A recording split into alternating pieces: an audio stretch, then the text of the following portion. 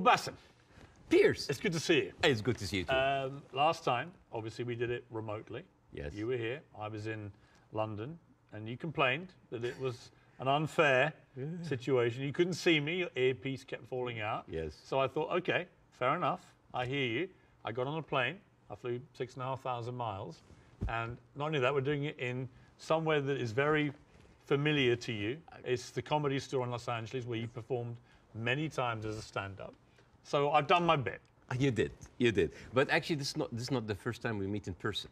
No. We did originally in London last year. And I know that many people are watching this for the first time. I would know this, but like I would really love to tell the story of that moment because I was having a tour in the UK and Europe, and I was doing my English stand-up.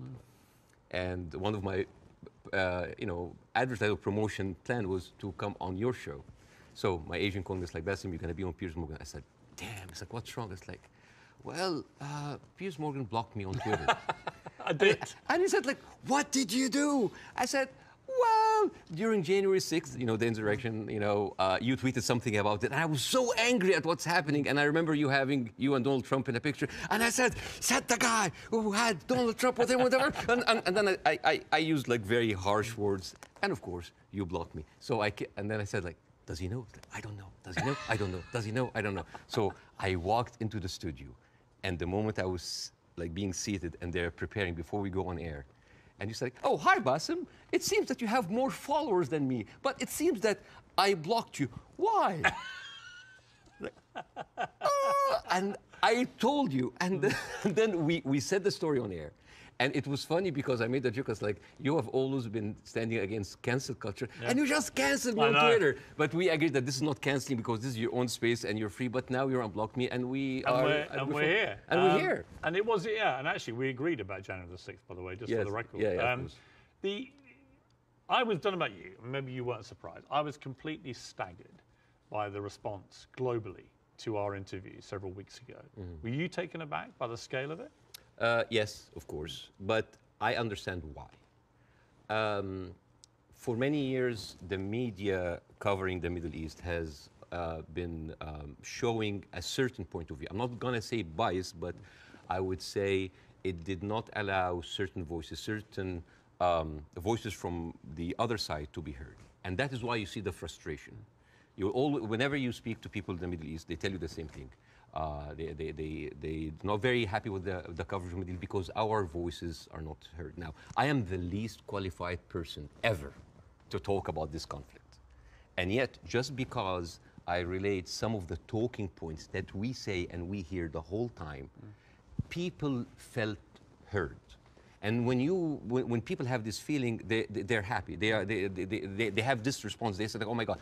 For the first time, the West are actually hearing our point of view. Some of the point of view might not go well with other people, but at least we have a conversation. And I think that is the reason why people reacted that way. It's such an incendiary subject matter. I've never seen social media so ablaze with hostility on both sides. Did you actually, as well as enormous praise from the Arab world, did you also get criticized by some parts of the Arab world for not going perhaps hard enough? Oh, you didn't do that, you didn't do that. The thing is, this is like, you're damned if you do, you're damned if you don't. Right. If you don't speak up, why don't you speak up? If you speak up, you didn't speak up enough. If you're done, why are you do? If you speak up too much, oh, you're taking all the attention on you. And I love that fact because people always who accuse people of being the center of attention, they are actually not very happy that the attention is not on them. This is actually like a rule on social media. But yeah, there was a backlash, but there was also a backlash from the other side, which I mean, here and other comedy clubs, I worked with people from all kinds of different backgrounds, Jewish, Christians, Muslims, Arabs, atheists, all kinds of people. And there are a lot of people who went into my socials like, oh, so you're a terrorist sympathizer now, And I think it is important to have a nuanced, deep, interesting, intelligent conversation. A lot of people waiting for this are kind of like, yeah, Bاسم, bury Piers, show him. And this is the problem with the news today. The problem is the news today, it's not about the news anymore. It's about the people giving you the news. So it becomes a show, a circus. Two gladiators in the Colosseum, two pigs fighting in the mud. And this is why people don't get anything out of it. It's a circus. You know, one of the things I heard a lot was, who is this guy? And they weren't talking about me. Sometimes I wonder. Now, obviously, you're very, very well known in the Arab world. You're known as the kind of, they called you the Arab Jon Stewart, and you're well known in America, but you weren't that well known, for example, in the UK. And I think what this interview did, it made a lot of people think, wow, all right, this is incredible, but tell me more about Bاسم Youssef. And I did a bit of research into your life, and it is a fascinating journey that you've gone on to get here to Los Angeles. And I think it's worth just taking a little beat here to talk about this, because you began in Cairo as a heart surgeon. I mean, that was your career path. Yes. And, yes. And you were a heart surgeon. I was a heart surgeon until, I spent 19 years in that career, 7 years in medical school, 12 years as a practicing doctor. And 2011 happened, and the revolution happened, and I had my own show on YouTube. I did like small videos. Well, I'm going to come to this, because I was by coincidence, I had just joined CNN to replace the great Larry King. And I hadn't actually done any live show. I'd done a few weeks since I joined of taped interviews with big names, Donald Trump, Oprah Winfrey, things like that.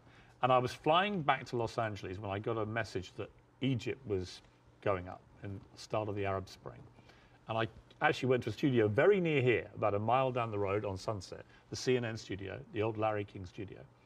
And I went live for the first time, and it was about the Arab Spring, and it was about what was happening in Egypt. And at the same time, you, in Egypt, were actually in Tahrir Square, helping wounded protesters, actually medically treating them. Yeah.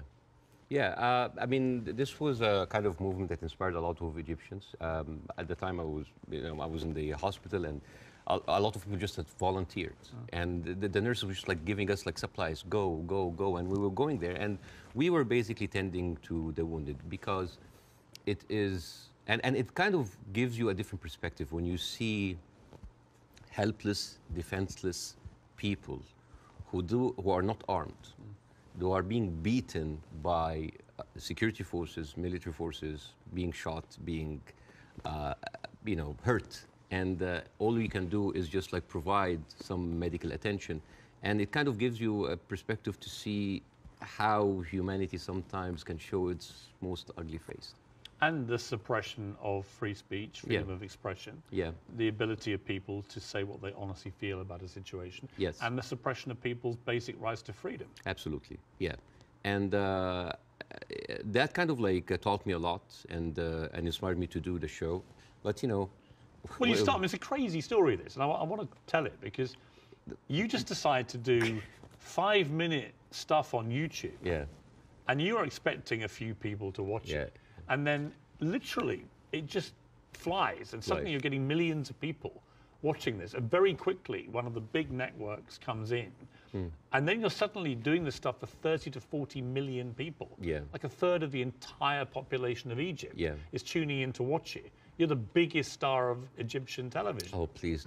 But you were. Don't stop. I mean, what an extraordinary thing, though, for a heart surgeon to go from helping protesters medically in Tahrir Square at the start of the Arab Spring to within a year, you're the biggest star on Egyptian television. It's a crazy thing. It doesn't sound as glamorous as this. It felt horrible.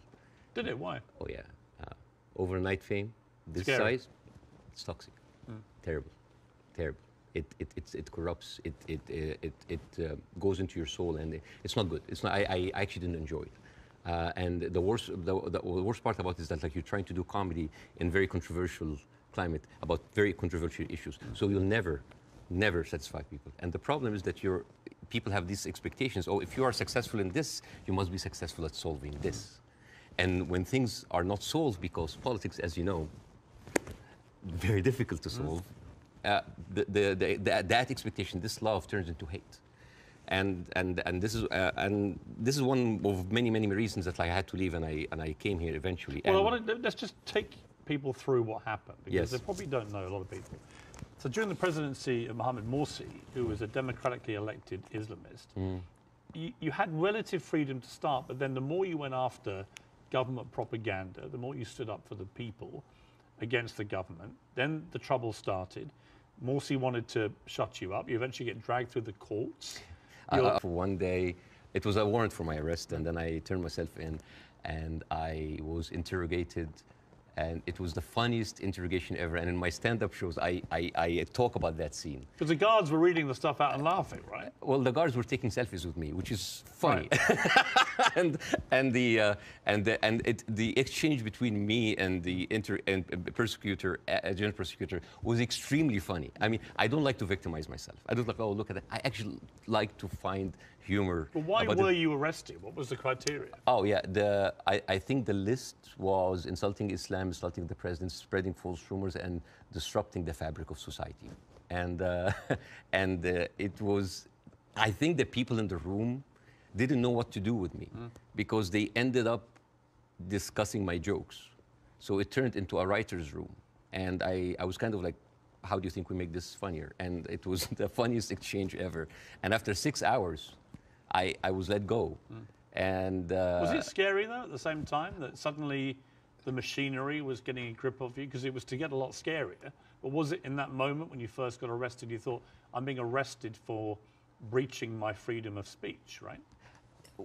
For some reason, I just like went with the flow. I went to the interrogation wearing the big hat. I went to the show.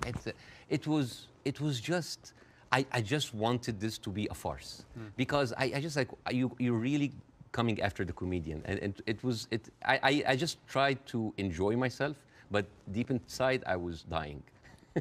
Well, you actually, it gets serious enough where you may have died because actually Morsi gets, of course, deposed. In comes General El-Sisi in a coup, a military coup, and he doesn't find satire a laughing matter, particularly when the jokes are about him. You get blocked. They literally block your show from airing. I aired one episode, and it's interesting. This is a very interesting story because the first episode that was aired after the removal of the Muslim Brotherhood, everybody was waiting to see what I will say. Because by that time, all of the Islamic channels that were, I mean, like me and Islamic channel, like it's like they had 5 channels and they were like me and them going like that. They had like 5 channels and have only 1 hour a week. And then they were removed. And then a lot of the other dissident voices were also being shut down. Now, people are waiting. What will Bاسم say? And on the day that the show aired, the next day I went out and everybody's like, good, at least somebody is speaking. It was a very controversial episode. Nobody liked it. And yet everybody liked it because people said like, you're supporting the coup. No, you're the Muslim Brotherhood. Everybody accused me of something. All I did in that episode was just being a mirror of what is happening in the street and showing them how ridiculous it is. You didn't take a fixed position. Well, my position, depending on what's your position? What did you intend your position to? My position was to show the ridiculousness of how the people now was like, oh, we got rid of Islamic fascism, but we are heading towards another fascism. There was a song that I did that was very controversial. People, and it's very funny, the pro-Muslim Brotherhood thought that this is a disrespect to the people who died. And on the other side, the people said that this is a disrespect to the army. And when you manage to offend everybody, you know you're right. Yes. And then the people in the middle, it's like, oh, you weren't tough enough. And I was told, that's like, why didn't you go after? The ceiling of freedom just went down. And I was just like, it was very difficult. It is very difficult to go against an authority that was very popular at the time. And especially a military authority with a lot of experience of weaponizing these situations. Yeah. You had death threats. People would always choose, most of the time, they will always choose the military form rather than the religious form because they kind of like, at least they are not infringing on my personal freedom. Not yet. But you had threats on your life, didn't you? Oh, all the time. I don't talk about that because like I have been having death threats like never stopped since 2011. Never stopped. Have they continued since our last interview? Oh yeah, they never stopped. People threatening to kill you? All the time. Why? For what reason? Oh, for just saying something that they don't like. Oh, because you are against Egypt, you're against Islam, you're against our president, you're against God. It never stops. It never stops. It doesn't bother you? I mean, if you die, you die. You know? If you die, you die. I mean, since when, whatever, like, no bodyguards deflected a bullet. you know, maybe the guy who was with Ronald Reagan. But Yeah. I think it's like whatever. Even like at a certain point, I actually had like private security. And then I told them I can't. I cannot live like that. If that's my destiny, if I die, I'll just die. You end up with your lawyer saying you got to get out of here. You got to get out of Egypt. It's Yeah. getting too dangerous. Yeah. Something bad's going to happen. You're going to Yeah. get arrested again and probably thrown in jail, or someone's going to try and kill you. And you flee to Dubai, and then you end up here in America. Yes. Was that always the plan, to eventually come to America, or was it expediency because of what happened? Well, it's funny that you said that because I visited the United States after the first year of my show. And a doctor that's there, an Egyptian doctor, has been there for a while. I said, listen, Bاسم, you are very visible in the media, and I think you can use that to apply for a green card as a special talent. And I did. And it's like, I have like a huge show in Egypt. It's actually the criteria, because I have the same. Yeah. Is an alien of exceptional ability. Yes. Is what they call you. Yes, we're very... Charmingly. Yes, we're very We're exceptionally able aliens. We are, but we're still aliens. Yeah, yeah. I know, it always makes me laugh. Like, you can come here, but you are an alien. You're an alien, but you're exceptional. Yeah. And I just applied for it, and I got it. I got the Time 100 that helped both from my application. And I said, maybe I'm not going to use it. And then when that happens, ooh, the green card came handy. So a lot of people think that I'm here on asylum. I'm not. It was just a strike of luck. You now do stand-up. You've done it for 5 years. And fascinatingly, you do some of it for an Arab audience. You have a whole show in Arabic and an English-speaking version. Yes. And they're probably very different, right? Totally because different. Different sensibilities, different humor, Yeah. different crowds, Yes. different expectation. Yes, well, the Arab audience come to my show, they expect that's going to be another version of my show that I did in Egypt. And I said, no, it's my personal story. And that when the Arabs come to my English shows, like they think it's like an English version of the shows. Like, no, it's a different story. Even then, this weekend, right before I met you, because of our interview, I sold out Arizona. Really? Yes. And I stood, and the first thing I said, like, who here came because of the Piers Morgan show? I was like, I was like, boy, you're gonna be disappointed because this is not about that. But isn't that amazing? I mean, Yeah. that shows the power of that interview. Yeah. Resonating even in Arizona here. Yeah, because I don't want to succeed just because of a trending moment of time. It is the same show that I've been working and perfecting, and like any stand-up comedian in the United States, your dream is what? Is to sell you special to platforms like Netflix or HBO, and you want to get there. Because for me, that was like a rebirth.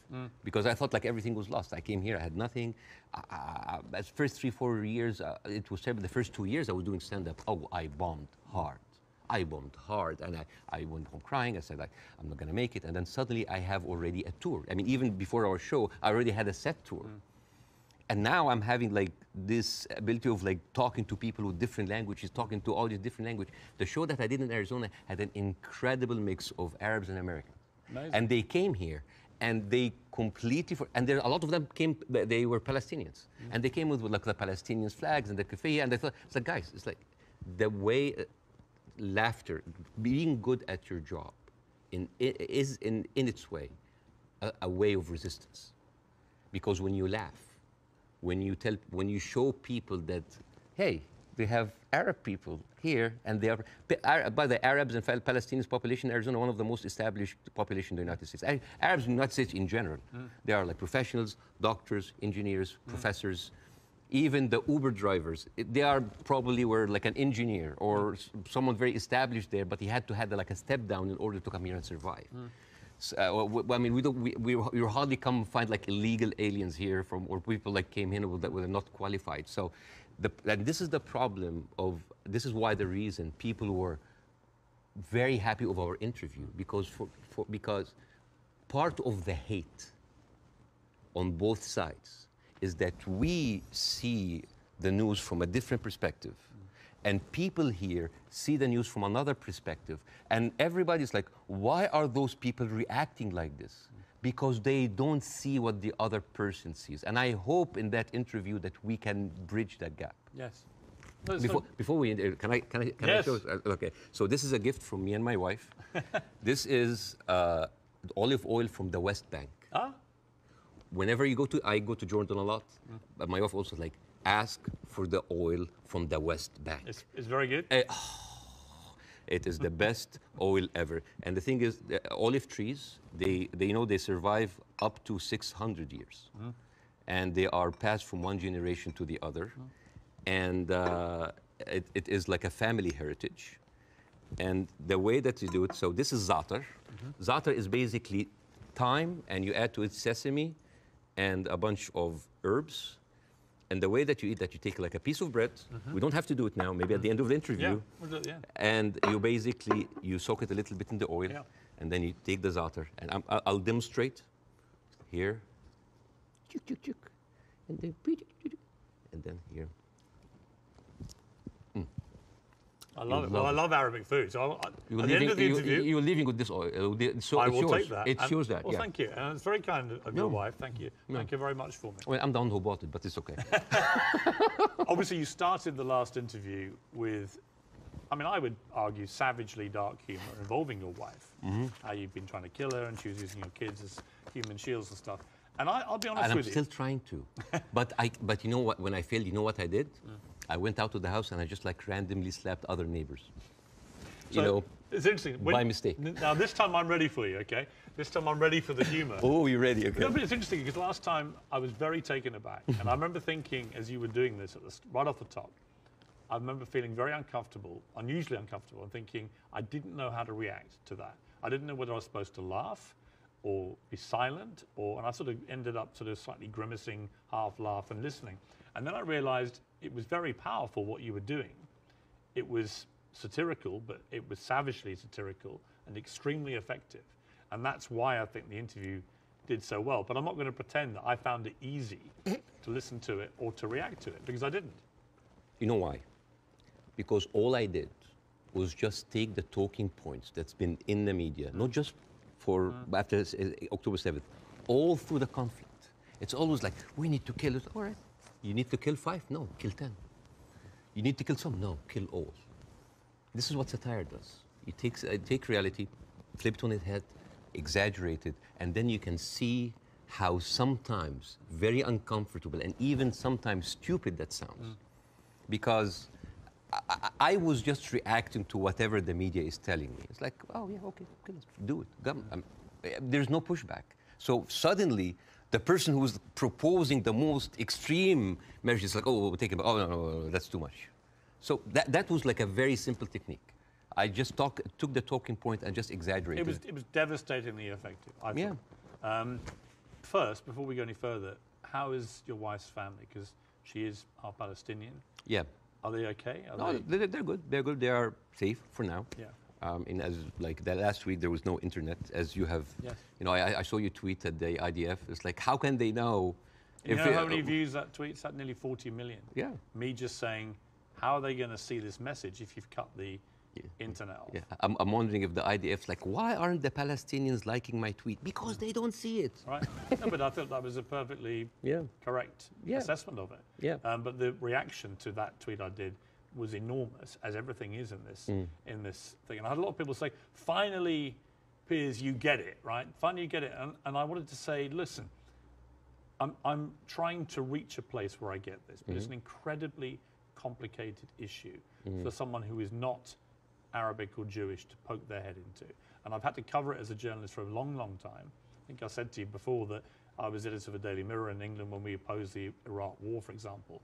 So, you know, I have taken stands on this thing. On this one, I find, I'm going to be completely straight with you. I discussed this with Jordan Peterson this week, and he did a pretty incendiary tweet in which he said, give them hell, Netanyahu, enough is enough. And he was actually very self-reflective about that in the interview we did this week, where he later issued a 20-minute video, because he said sometimes a one-line tweet can be unnecessarily inflammatory to people. Much better to take time to explain it. Here's where I've got to with this conflict now. I viewed what happened on October the 7th as an absolutely appalling atrocity, a terror attack of unimaginable horror. And I absolutely think that Israel has a right to defend itself from the people who committed it, Hamas. And I've questioned for the last 3-4 weeks, what is a proportionate response? And I have said repeatedly, I don't know the answer. I want people who have a view to have a view about that. And I'll ask you again about where you think we are with this.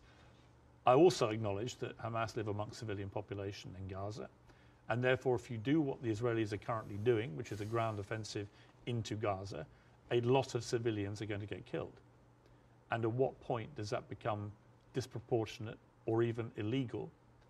And I don't know the answers to those questions. And I have a moral quandary because my instinct is to say that Israel has no choice but to respond to what happened in a very forceful manner. I understand why they want to eliminate Hamas altogether.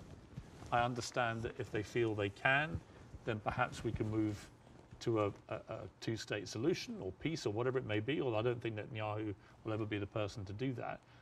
But the moral question for me is, at what point does this become disproportionate? And when you see thousands of children being killed in Gaza, it fills me with utter horror. And then people say, well, do you condemn it? And I find it very easy to condemn Israel turning off the water, Israel turning off the power. I think it's ridiculous that Israel should have that power over millions of people who are not part of their country. I think it's terrible what's happening in the West Bank with the settlers. I think that the stuff there is completely easy to condemn. But can I, hand on heart, condemn Israel trying to destroy Hamas after what they did on October the 7th? That is where I'm struggling to find myself saying I condemn it, because I believe that they are right to try and destroy Hamas. Now, what do you feel about my moral quandary?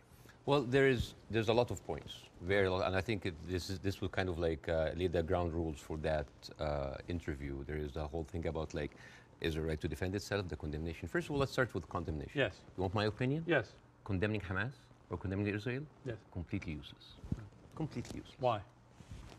I condemn Hamas, you condemn Israel, interview is over. What happened? Nothing.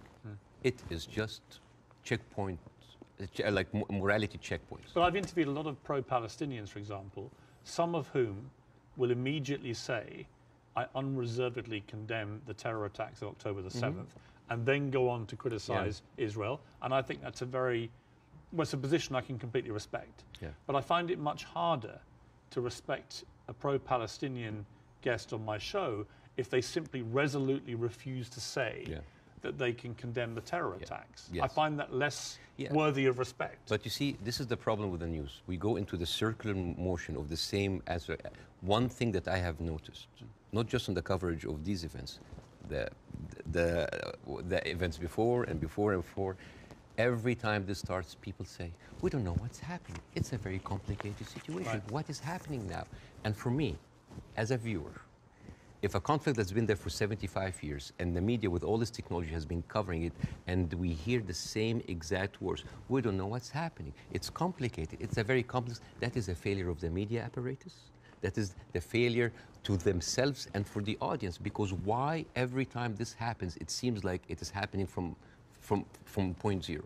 And I think to help understand that, I will get to the October 7th. I will get to the condemnation. I will get to the self-defense. But I think maybe we can we have like all the time in the world, and we can discuss, this interview could be a bookmark, landmark for maybe looking at that conflict in a deeper way that nobody had gone there before. We had the views, we have people waiting. Yes. You know, as I said, I'm the least qualified to discuss that, but it's an opportunity to use it. I'm not massively well qualified myself. Yeah, both of us. Like, I mean, look at us. I'm an Irish Catholic. I mean, right? look at us. Yeah, two privileged people, one white, one white wannabe, discussing the most complex conflict of our history. But I want to start in a totally different area. I want to start with anti-Semitism. Yes. I think it's an important issue. Yes. I think there is a rise of anti-Semitism in the world, and I think this is very dangerous. And I, as a Muslim who has been through events where there were terrorist attacks somewhere, and that reflects on us, I can completely feel that. Since what happened, I had text messages from the Jewish friends, are you okay? Are your wife's family okay? And I was texting them, are you okay? And I think it is very important to agree on the language because the word anti-Semite has been used and abused, and most of the time not for the good interest of the Jewish people. Because the first 2 days of the coverage, I watched the news, and there was a lot of protest that was led by Jewish Voice for Peace, and they were led by people who opposed the Israeli attack on the civilians. And I remember quite well, many of the Republican representatives in Congress came out and they were calling these the global intifada, the global jihad. I love it when they say jihad. They sound like a horse. Jihad. It's very funny. Or they say, like, these are, and I quote, Iranian-backed jihadists. And I said, wait a minute, but most of those people are Jewish. Those people who took over the Capitol, the same people who took over Central Station in New York, which is known as the biggest civil disobedience event in America in the last 2 decades, they were all Jewish. And then I find Nikki Haley saying anti-Zionism equals anti-Semitism. And then I remember, it's like, oh, Jewish people in America are saddened by the fact that they are not citizens of America or citizens of the world, but they are citizens of Israel, and they have to back Israel in whatever they do. And these are not my words. These are the words of Jon Stewart. He went out and he said, it's very, very important to divide these two.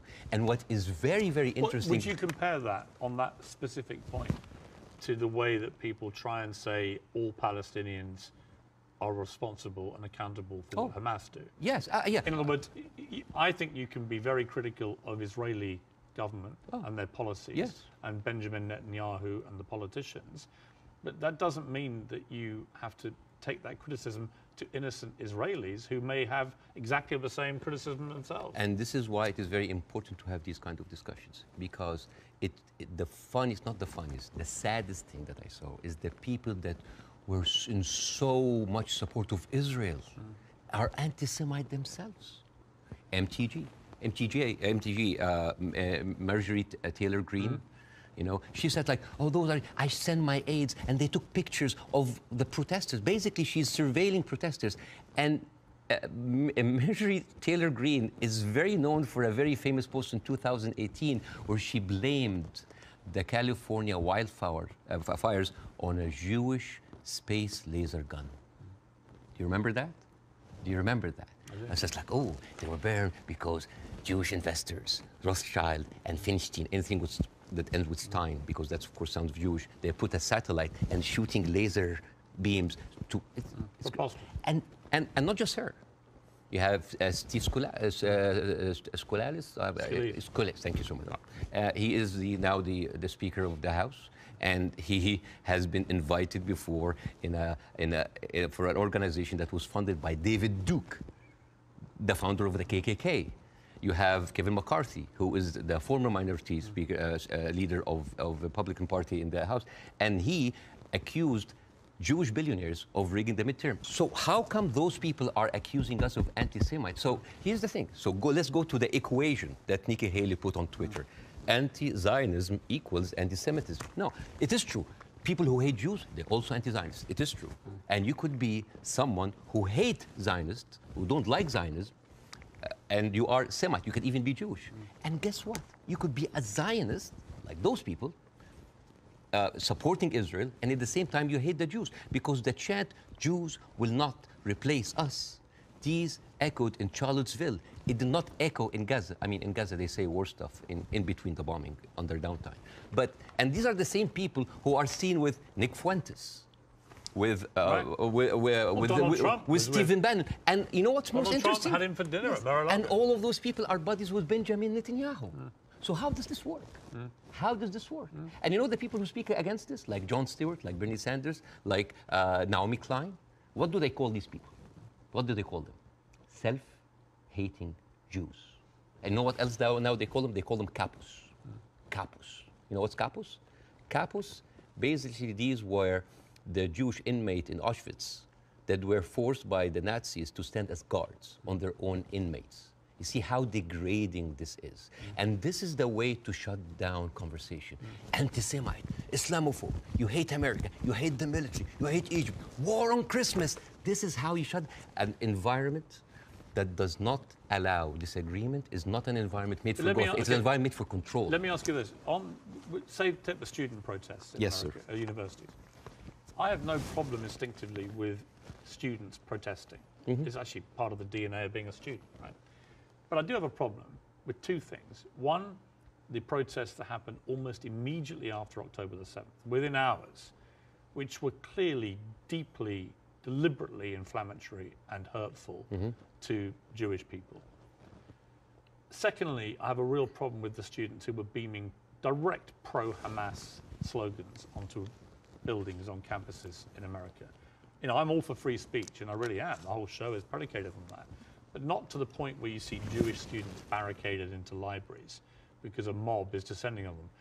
There is a distinction to me between people who are obviously overtly, I mean, there was a professor at Cornell University who was literally seen in public shouting how exhilarated he felt by the attacks of October the 7th. He still hasn't been fired, that guy. I think that crosses a line. Do you? Yeah, I do not like this way. I mean, I can understand why, but I don't condone it. I would never, because you have to understand these people, again, I'm not supporting them. I just want to make sure about two things. The reason that I started with anti-Semitism, because I wanted to make sure to clear any confusion that when I speak about Israel, I'm speaking about Israel. Yes. When I speak about Jewish people, I'm speaking about Jewish people. Yes. When I speak about my Zionists, I'm speaking about Zionists. It was very, because No, I think it was very powerful that you did that. Yeah, I have and to be careful. That's the first thing you did, because I think it's really important. Yeah, but at the same time, when I tell you why does that happen, it doesn't mean that I condone it. There's a difference between explanation and justification. Those people who are exhilarated, the way that they see, this is the same reason why people were so happy about the interview. What do they see? They see Israel as a criminal state who is killing their people, and in the same time, they are supported by the international community and America.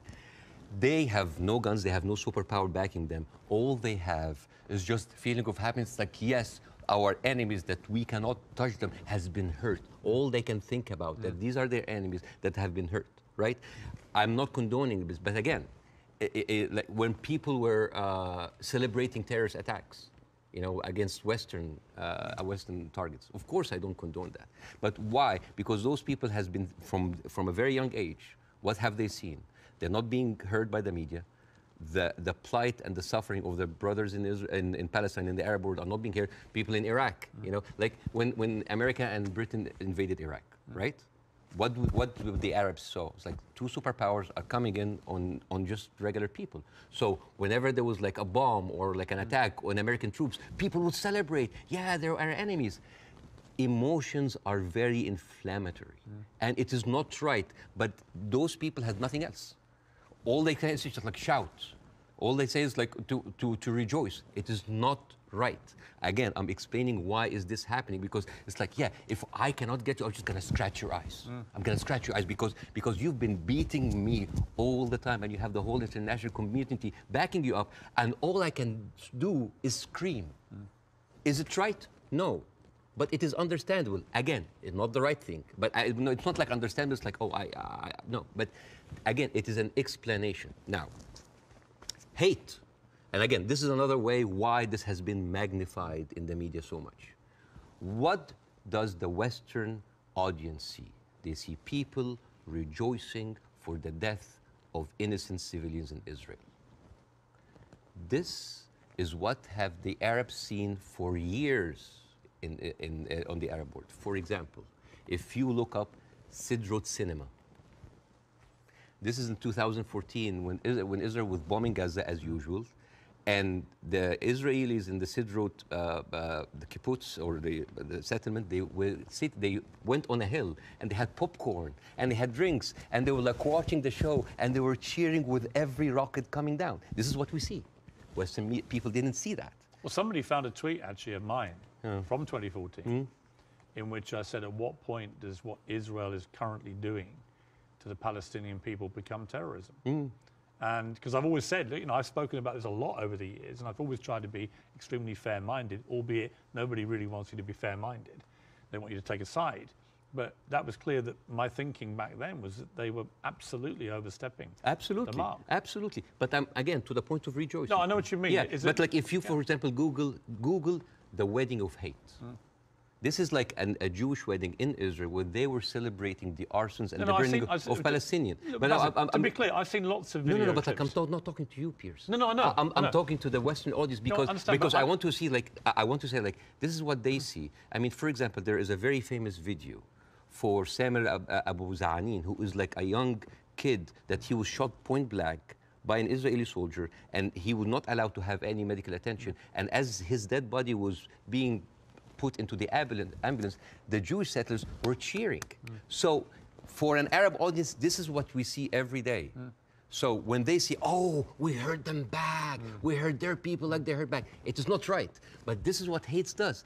It escalates, it feeds each other. Radicalism feeds it. It is terrible, and it is just like a vicious circle. So I would like to do something that is very interesting tonight.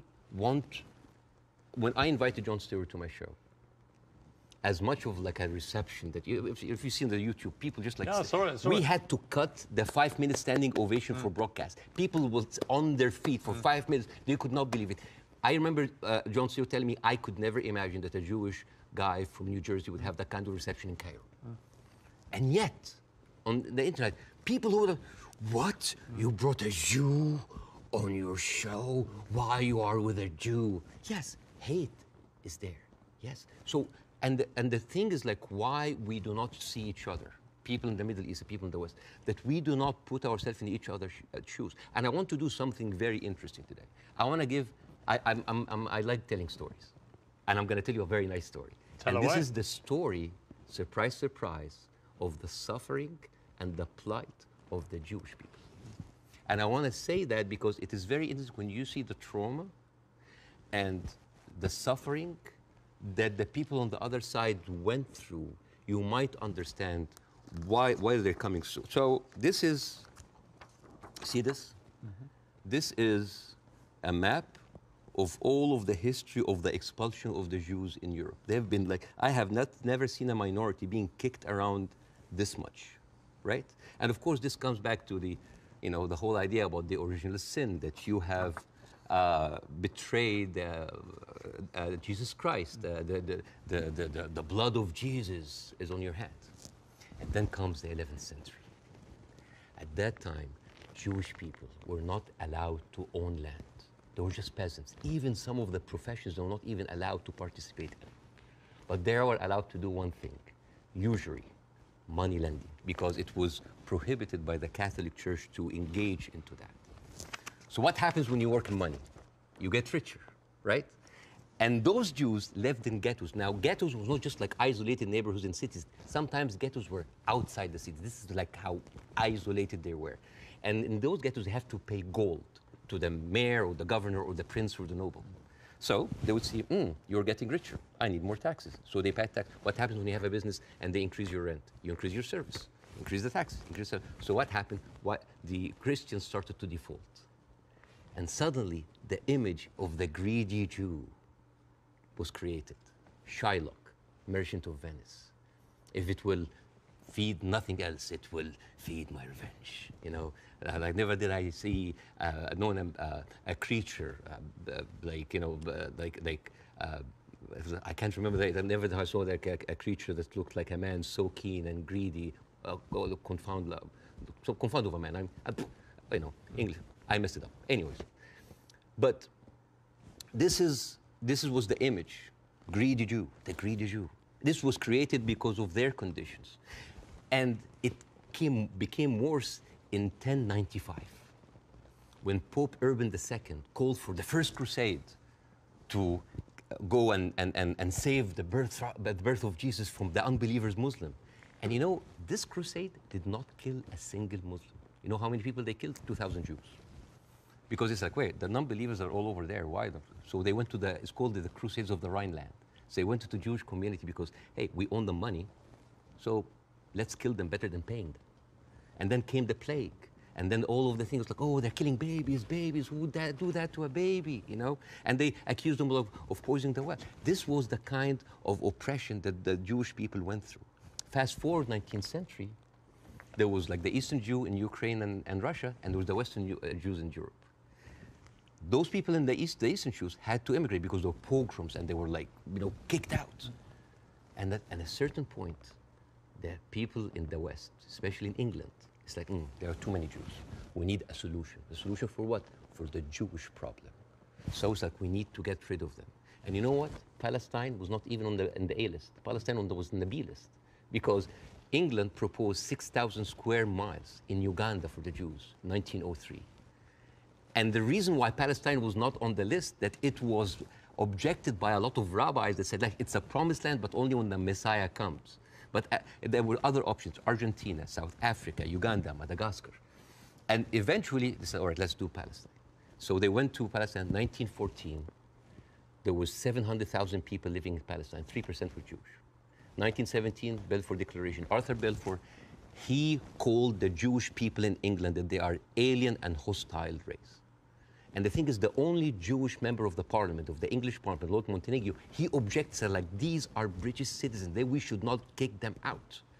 So they pushed them, but it was not going fast enough. Came the Nazis. And then it was not about the solution anymore. It was the end losing, the final solution by Hitler, because he needed an answer for the Jewish question, die Judefrage.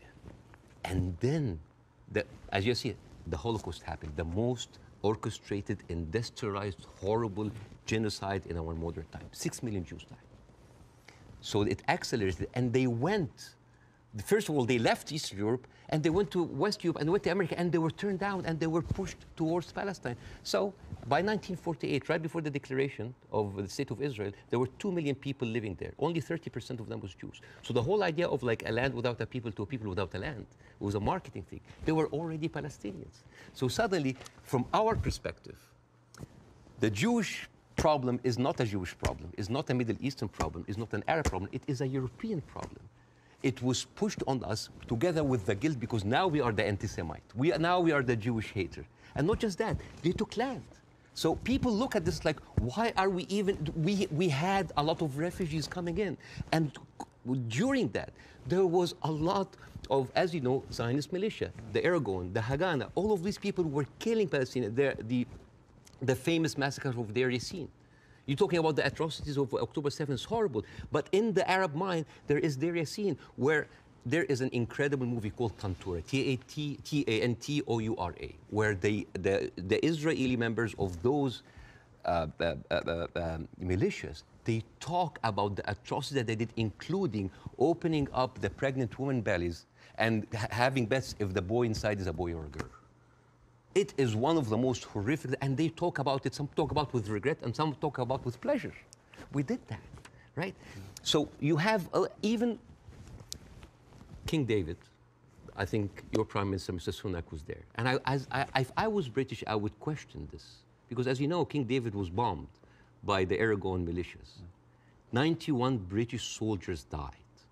I don't know, if I was British, how come my Prime Minister would have the nerve to stay in that hotel? I mean, you know, the ghost of the 91 British soldiers, that must be haunting for them, you see? So when you see all of that, and you see that suddenly, overnight, 1948, there were 1.5 million Palestinians, half of them, 3/4 of them were overnight pushed into refugees. Yeah. And this is why it's called the Nakba, the catastrophe.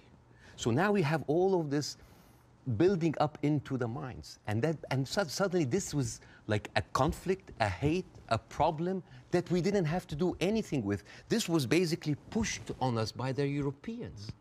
You see? So this is why it is important to say that. And I'm not saying that just like, oh, let's wipe out the state of Israel, let's like push them in the sea. No, but it's important when you talk about the conflict, that you talk about the root causes, right? No, there was like a vibrant Palestinian culture happening over there. And right now they are erasing this culture. Suddenly I'm thinking of like Israeli feta cheese, Israeli hummus. Oh, that's an insult. Israeli hummus. Come on. I mean, take the land, but leave the hummus, man. I mean, come on. I mean, that's not fair. You are someone who's always spoken against culture, cancel culture. Right now, a whole culture is cancelled. Let me ask you this. Jonathan Friedland is a top Jewish journalist for the Guardian newspaper. He wrote a very interesting column last week in which he said, at the root of all this, you could argue you have two sets of people with just cause, and they believe passionately in their just cause. and he was sort of advising people not to take sides unless you really understand the history. Would you agree with that? Would you agree that both sides have legitimate just cause? Not with the methodology that's, you've given an extremely detailed analysis of the build-up to what happened in 48. To me, it's pretty clear 700, 800,000 Palestinians were displaced from their homes, and it should never have happened. And that has been absolutely, I think, the root cause for so much resentment. But can you, at the heart of this debate, agree with Jonathan that you could argue there's just cause on both sides? There is a cause on both sides, but I'm walking on a tightrope here because I'm not a Palestinian. Yeah. But from the Palestinian point of view, there's a lot of people. I mean, there are 2.2 million people living in Gaza. There are 3.5 million people living in the West Bank. There is 350,000 people living in East Jerusalem, and there is like 6 or 7 million people living outside. Those people, the Palestinians that were pushed out, they do not have the right to go back. Right now, if you meet Palestinians, you'll see them wearing a necklace with a key. That key is their house that they were kicked out from in Yafa and Haifa. You know, like my wife's family comes from Ramla, which is 50 miles from Gaza. And according to the law, those people have absolutely no right to go back. Even if you are a Palestinian with an American passport, they give you hell in order to go in. And yet, a Jewish person born anywhere in the world, born in Poland, born in Ukraine, no question asked, he can jump on a plane, land in Israel, and get the Israeli citizen and take a house that most probably belonged to a Palestinian.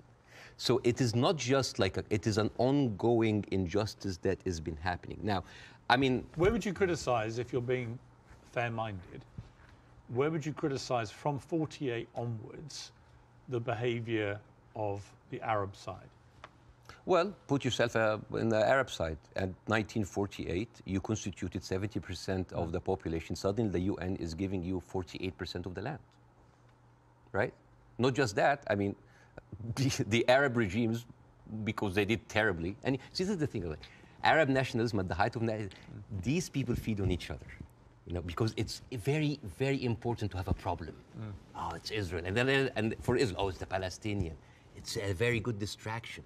I mean, sometimes I feel that like the Palestinian cause is very useful for both sides to stay there as attention because it's always a way to reflect.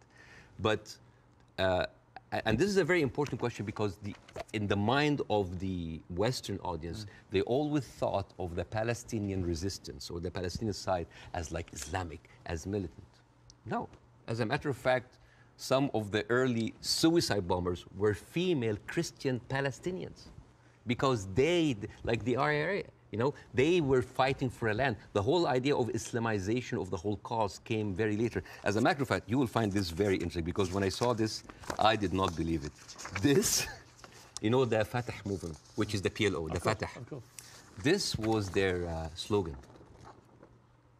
Can you see? You see there's a crescent, a cross, and a menorah.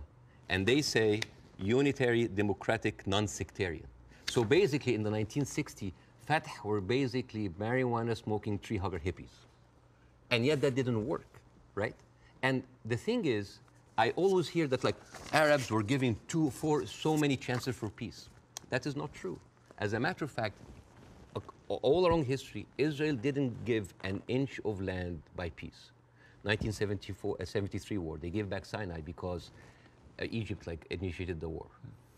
2006, they went out of south of Lebanon because of the resistance they have. Even the disengagement of Gaza, they didn't do it out of the goodness of their heart because they had too much casualties.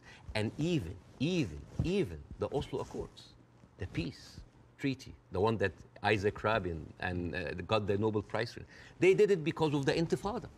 So what is the message that Israel is giving to the Arabs? I will never give you anything with peaceful resolution. You will always have to fight for it. Do you not think that, for example, I mean, Bill Clinton feels this very strongly, that there was a great deal to be done, and Arafat, just in the end, having indicated the whole time that if we got to this place, there would be a deal, just walked away. That was the closest that everybody came, and but actually, I mean, could Clinton have done any more than he tried to do then? I am not, again, that's why it's very important to have people who are much more qualified than me to talk about this. But two things I can say about that. Number one, the whole thing about the Oslo Accord, there was a video for Netanyahu who was talking to the settlement offer in 2001, and he was bragging about sabotaging. He was talking to us like, I sabotage it, like there was going to be no peace. Yeah, you've seen that, right? Yeah. And in that video, if you remember, when he was saying like you have to hit them hard, 2001, no Hamas at the time. They were talking about the Palestinian Authority. We have to hit them, we have to kill them, we have to make them feel the pain. And then one of them says like Bibi, but wouldn't America kind of just like, so what? The American public is easily manipulated. 80% are with us. It is absurd.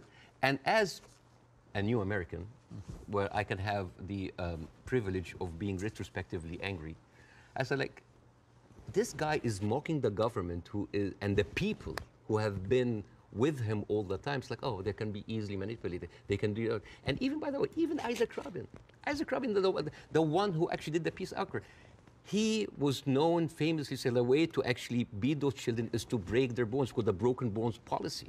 They will like get those kids and break their bones on the pavement. So this has, the whole idea about like Israel wanted peace and Arabs wanted to fight is a very, very bad representation. I actually think as it's gone on, the genuine will on both sides for peace has not existed. No. I think it's been a deceit to the world. No, I'm sorry. And to the relative groups of people on both sides. The official... And actually a betrayal of them. The official stand of the Palestinian Authority, and again, I cannot speak, I mean, it is very difficult to do this. The official stand of the Palestinian Authority is that we are just happy with 22% of the land. Just give us like that. Yes, there are people that dissent, but the thing is, you cannot just say, okay, let's talk about peace. And then you take away my land. Let's talk about peace. And there's a kind of like passive aggressiveness happening. Oh, let's talk about it, but I'm going to build settlements. I'm going to suffocate your cities and your villages. See, I think that has been incredibly inflammatory. Yes.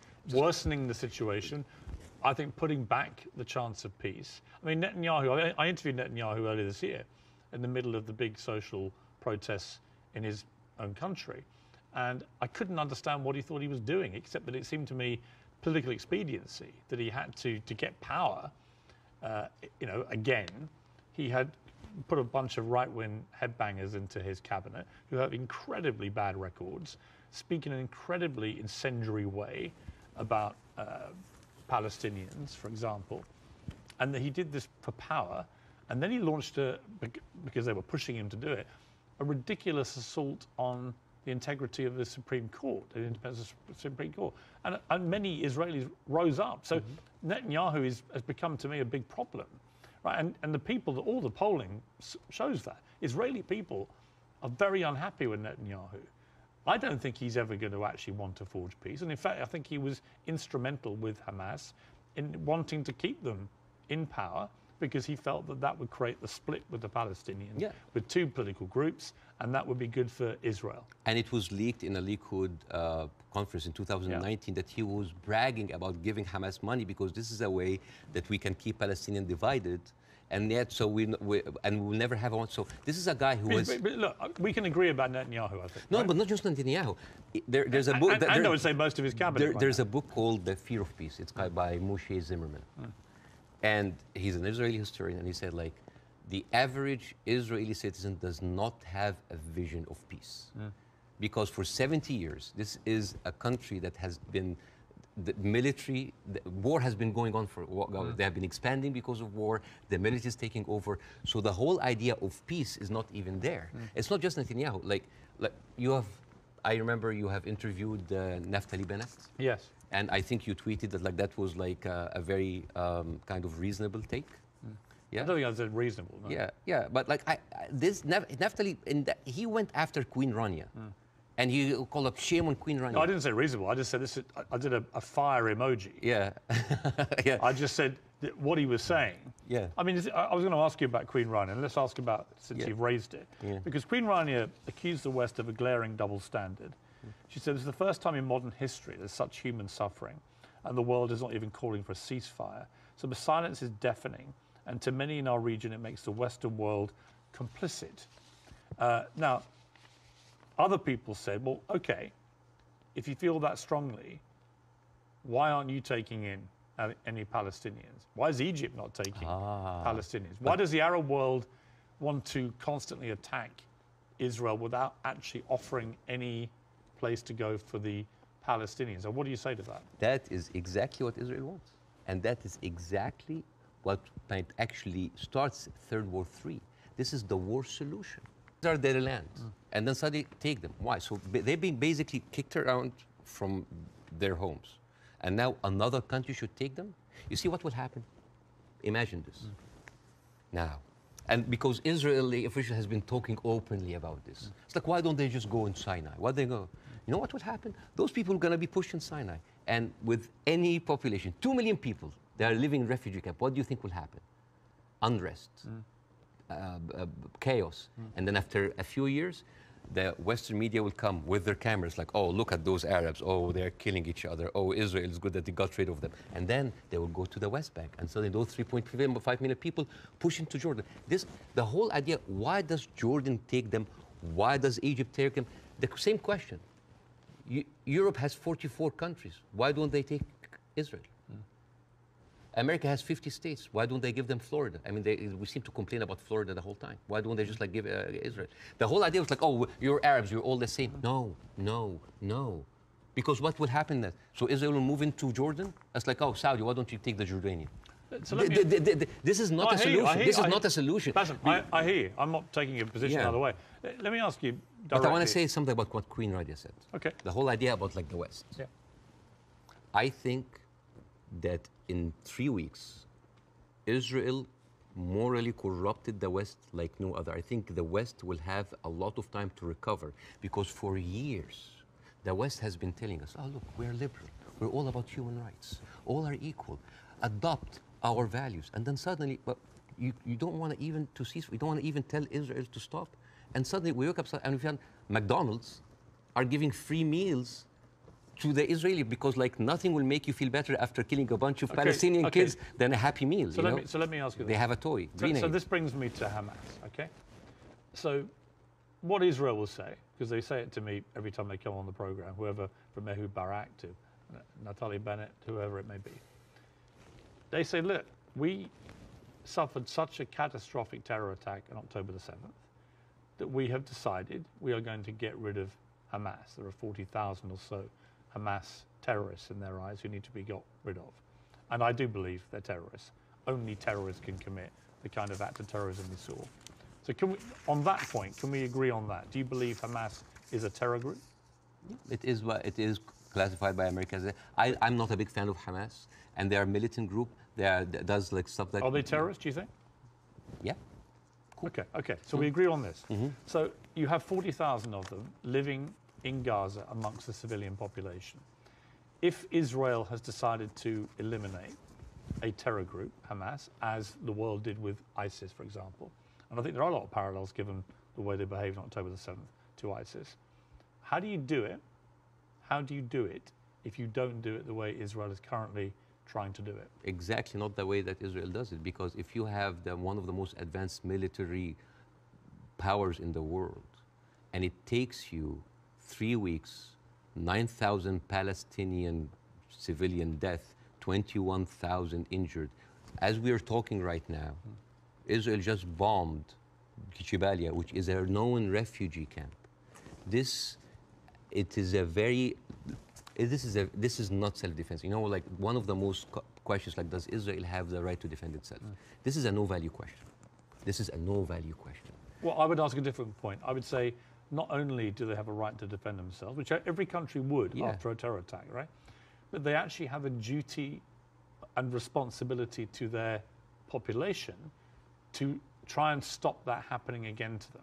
They've been doing... And I do understand, and I agree with that. Yeah, but here's the thing. If it takes you all of that time, all of these civilians, to take out a few hundred guerrilla fighters... We don't know how many of the people who died. We don't know. It doesn't matter. Yeah, but Bاسم, you don't know and I don't know. We don't know, but right? like... We don't even know if the casualty numbers are correct because they're all coming from Hamas. And we should believe Israel? No, not necessarily, no. No, I don't believe either side. But here's my problem with Israel. But here's my point. I don't think we should assume that we know these statistics are correct. I don't think we should assume we know exactly how many children are being killed. We do know a lot have been killed, so the moral argument remains the same. But we don't know how many Hamas terrorists have been killed in the last 3 weeks? We just don't know, do we? So basically, we're dealing with a very incompetent military force that has been sucking America dry for years, and then they cannot do the job. But how else do they get rid of Hamas? Not like that. How do they do it? I don't know, but not like that, because they've been trying. But you've got to have another. They have. First of all, I'm not a military expert. Second of all, they've been trying the same thing for years. They go in. This is not an eye for an eye anymore.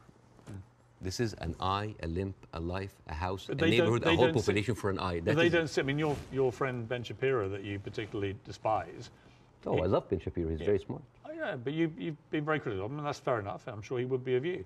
But when I asked him about proportion, he said, I don't care about a proportionate response. So let's kill civilians as Hamas did this, so we are going to get rid of Hamas. But it's not, in his eyes, it wasn't eye for an eye, tooth for a tooth. It was this group of terrorists did this, and we are now going to rid the world of these terrorists. And this is very important to look at things in context.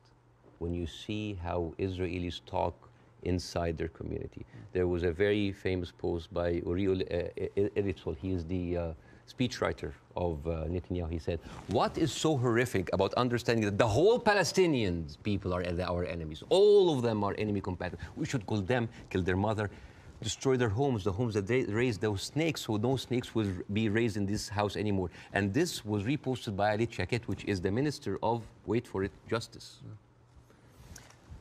It's not about Hamas anymore. It is not about Hamas. They can tell you it's about Hamas, but it's not about Hamas. It is basically, they have said it many times, Beirs. This is a way to kind of push them into Sinai. This is not about eradicating Hamas. This ship has sailed. I am sorry, but anybody who still believes that this is about Hamas is stupid, because I don't agree with that.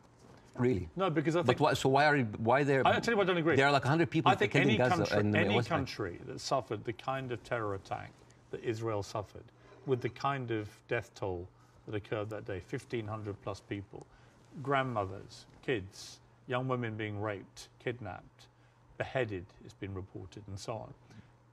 Well, you can raise an eyebrow. I mean, they found a young woman's skull, right? But what about the babies that were beheaded? Well, there was a report, and you and I had this discussion on air. You falsely quoted me, and I wanted to clarify that with you in person. You thought I'd said that 40 babies had been beheaded. So what did you say? I never said that. What did you say? I said it's been reported that 40 babies were killed, some of whom had been beheaded.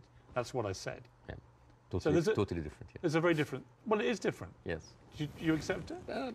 English is a second language, so they're different things. Of course, yes. Between saying 40 babies have been beheaded and 40 babies have been reported to have been killed, including some. So where are those beheaded babies? Well, apparently journalists are being shown utterly horrific footage. This comes to a very important question about credibility. Again, I'm not condoning what happened in October, but I'm not a journalist. But as a journalist, wouldn't you take anything that an authority would say with a grain of thought? Yes. Especially if this authority have a long history of lying. And I'm just going to give a few examples. 1996, they bombed Kana. It's a refugee camp. They killed 106 people. Despite that they knew it's a refugee camp. They said, oh, maybe it's a one-time off. 2006, they bombed Kana again. 2014, they killed 2 teenagers at a checkpoint. They denied, as usual, but CNN was there. So they said, we have to say it. 2018, they killed a medic, a Palestinian medic, and they fabricated a video showing that it's someone else, that he was a human shield. And then can I just finish that? I do want to respond. And then 2010, they killed Ahmed Oraiqat, denied it, then said, it's okay, it's us. 2021, they bombed the media office in Hawass. It's not us, but no, I'm sorry. And then 11th May 2022, Shireen Abu Akleh, a reporter, your colleague, she's Palestinian, American citizen, she was shot in the head. And they provided forensic evidence and even a doctor's video that it was not them, it was Islamic Jihad. How can I expect to believe this regime, especially if the president of Israel comes down with this ridiculous thing? Have you seen that? No. He said, okay. This was reported by Sky News, and it was the funniest thing I've seen so much. This was a Colin Powell moment, but like the cheap edition. Mr. Herzog said, Isaac Herzog, it's like, we have found evidence on one of the terrorists, a manual to create chemical bombs. And then he showed this, and he showed, I just want to say, Why would a foot soldier go into enemy with like a manual to chemical bombing? It's like, is that BYOB, bring your own beer, bomb? It's crazy. And what he like have like local ingredients to make, and then this is like, this is a manual of Al-Qaeda, of course, conveniently written in Qaeda. And let me read it to you in Arabic because this is funny. Which basically say, this is basically like a catalog for self-improvement for mujahideen. I didn't know that they have life coaches. So this, and you know what Sky News said? It's like, we cannot confirm or any of this, but we will show it anyways. So let me respond. So this is like this is a lying government. So let me respond. Yes. I do think the Israeli government has lied. All the time. Right? I do think they've lied. I'm not going to dispute that. I do think they've been caught lying. I do think they've said things that turned out not to be true. I also think that 2 weeks ago, a hospital was bombed. Yes. And it was immediately... Who do you think did it? Well, I'm going to tell you what I think. Hamas immediately tell the world it was an Israeli airstrike and that 500 people were killed and that the hospital had been destroyed. And then as the next couple of days go by, the hospital is relatively undamaged. The car park was obliterated. Many fewer people than 500 were killed. How many people died? We don't know, because actually we're reliant on the Palestinian Health Authority, which is Hamas in Gaza, for the figures. So we don't know the number, but a lot fewer people died, it would appear, than the like 500. 100? We don't know. 50? Either way, it's appalling, but it may not have been anywhere near as appalling as was first said by Hamas. But here's the point. Most independent studies of what happened have concluded that it was almost certainly a militant stroke terror group inside Gaza, and they fired a rocket which landed in the hospital car park. In other words, it wasn't an Israeli airstrike. So I have an issue with that, because for 3 days before the attack, the priest and the patriarch of the hospital, because it's called the Baptist hospital, said that they have received multiple warning from Israel that they're going to hit the hospital. And then at the time of the hit of the hospital, one of the top aides of Netanyahu, he tweeted about like, we hit the hospital, and then he deleted it, and then basically like Israel gas-lighted the world. But it was not us.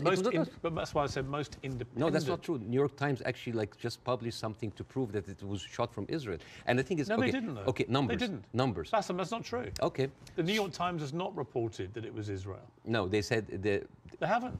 Okay. That's not true. Over 10 years, Hamas launched 35,000 rockets into Israel. And many failed. They killed 69 people. And 25% military, only part of them were civilians. So over 10 years of 35,000 rockets, they killed 69 people. But in one strike, you want to tell me that these glorified firecrackers caused that kind of damage? Yes, it looks like they did, yeah. Okay. Yeah. And actually, it wasn't the damage that was reported by Hamas, who wanted people to believe it was an Israeli airstrike. So my point would be, I'm happy to concede that Israel government has lied about stuff over the years. But I'm absolutely certain as well that Hamas lie all the time. Why are we holding a militant... I believe, from all I've read, I believe they lied about the hospital. Why are we holding the militant terrorist group to the same standards as the best and only democracy in the Middle East? They happen to be the ruling party in Gaza. So they're not just a terror group, they are a political group as well, a political party. Okay. Well, they are. So the question again comes to this, and so far you've ducked it, so I want to ask you one more time. We can both agree that the scenes in Gaza right now are horrific, because I do feel that. But I don't know how else Israel can eradicate Hamas than the way that they're currently trying to do it. Do you have an alternative for them? Well, again, we are locked in the same thing, what can we do now? But we don't look at what was happening over there. The best recruiter for Hamas is Israel. I mean, you have talked a lot about the horrible condition in Gaza. Yes. I mean, let's imagine like a little boy called Rami. He lives in Gaza. You know, he have a horrible life, but like, you know, it's not that bad. I know he has a cousin in the West Bank. He's living a good life. He wake up in the morning and he found out that he was kidnapped by 3 settlers. He was burned alive by kerosene, and he was forced to drink the kerosene. His name was Muhammad Abu Khudaira. That settlers did that to him in 2016. So, all right, you know what? I'm just going to leave. I'm going to find a way to go to Europe. His aunt is a published author, and she won a prize in the Frankfurt book fair. His name is Adnaya Shtalabi. And now she was canceled because of what's happened, just because of her a Palestinian. His other aunt in America, his name is Amawi. She is a speech therapist, and this is close to my heart because of my son. And she was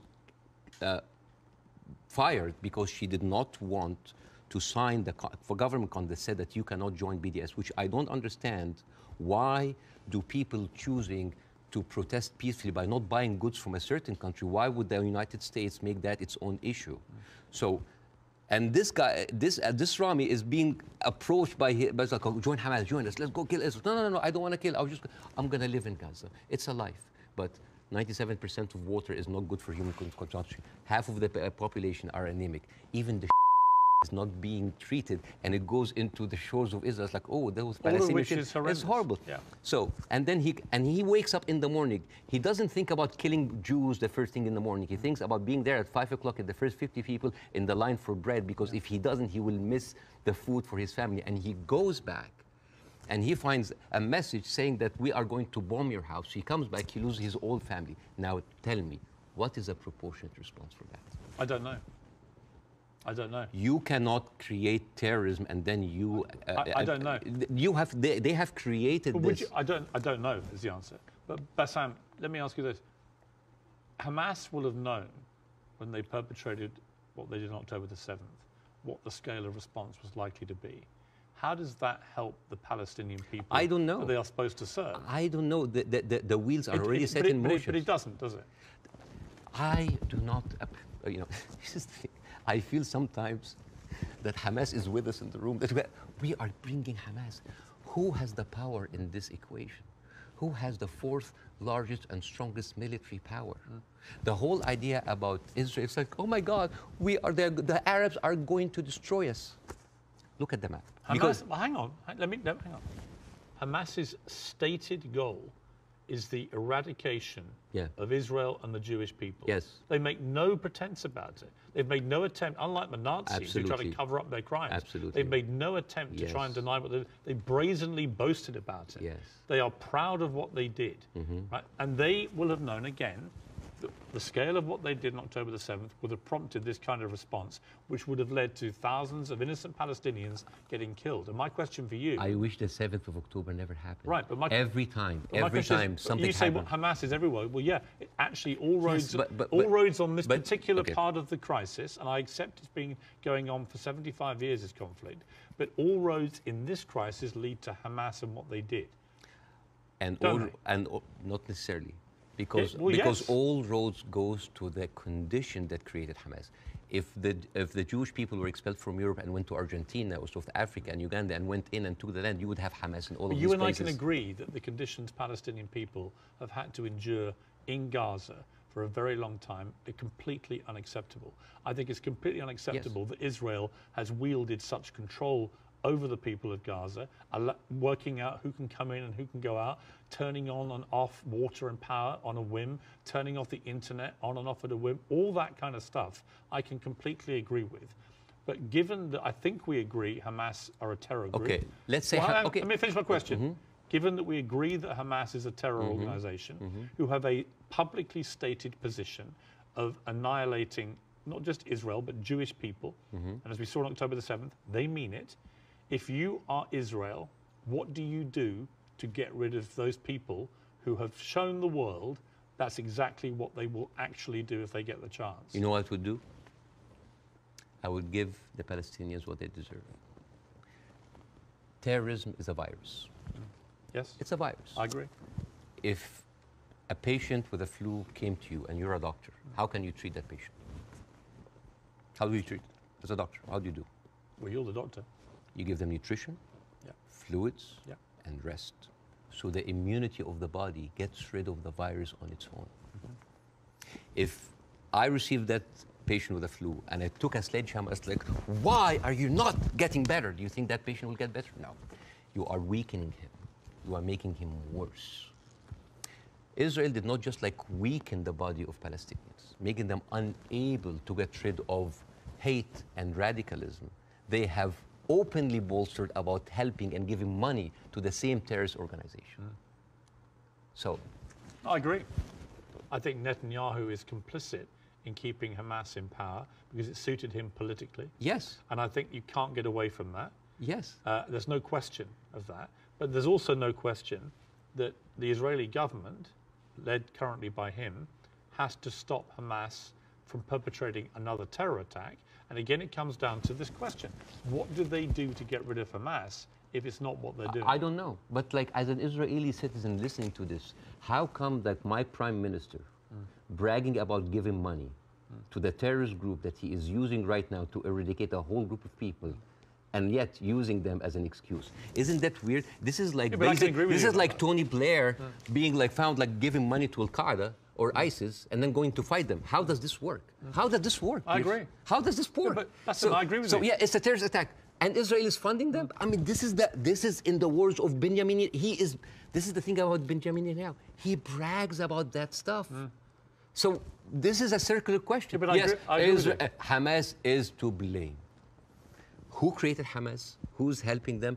And who is allowing for an environment for that kind of hate and destruction of Jewish people to aspire? And the thing is, there's something very important to the Western audience here.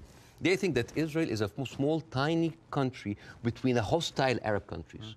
The biggest military power in the Arab world is Egypt. They have a peace treaty. Their neighbors, Jordan, they have a peace treaty. Saudi Arabia, Emirates, either like have like full relationship or like on the way of normalization. Yeah. The only people that, even Syria is not like even like didn't launch like a single bullet.